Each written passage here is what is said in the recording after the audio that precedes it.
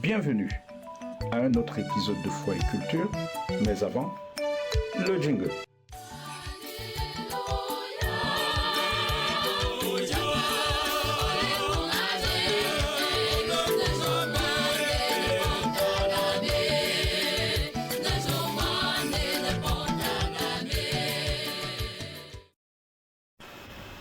Dans cette partie, nous allons aborder la question de la matière du sacrifice traditionnel. Qu'est-ce qu'on offre en sacrifice dans le cadre d'un rituel traditionnel?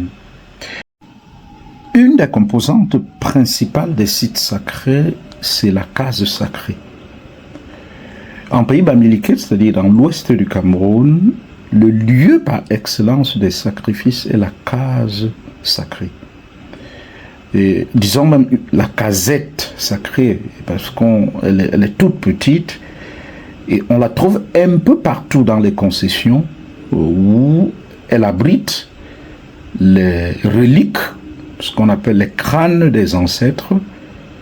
On la trouve aussi dans les quartiers et dans les grands lieux sacrés du village. Elle est souvent de petite taille, construite de préférence en terre battue, même si on tend aussi à la moderniser aujourd'hui en faisant des constructions en parpaing, en matériaux plus solides. Alors, caractéristique de cette case est sa petite entrée qui oblige toute personne à se courber pour y entrer. Dit-on, en guise de respect aux forces vitales qui abritent ces cases sacrées. Et de même donc qu'on se courbe pour honorer un chef, de même on se courbe pour honorer les ancêtres ou les esprits qui habitent ces cases sacrées. Qu'est-ce qu'on offre en sacrifice dans le cadre d'un rituel traditionnel?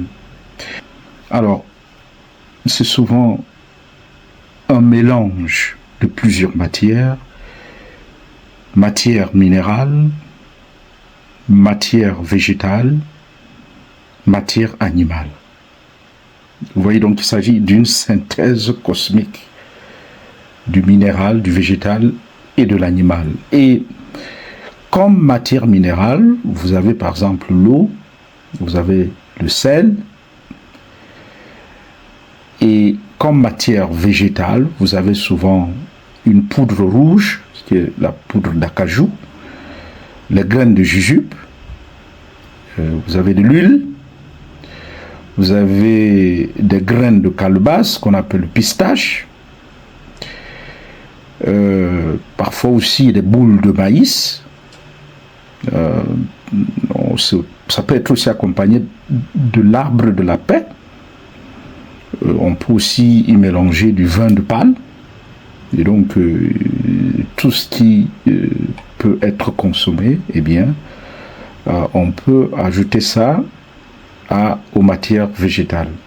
En termes de matière animale, bien sûr, oui, il y a de la volaille, surtout les poules. Il y a des chèvres, surtout des chèvres. Dans l'ouest du Cameroun, c'est surtout les chèvres. Et puis il y a du poisson, des scieries de préférence. Et bien, à ces éléments, on associe aujourd'hui des éléments modernes, comme des biscuits, des bonbons, et même des boissons modernes, n'est-ce pas? Donc, c'est pour dire que la tradition n'est pas figée, n'est-ce pas? Elle est dynamique. Et elle n'est pas fermée à la modernité.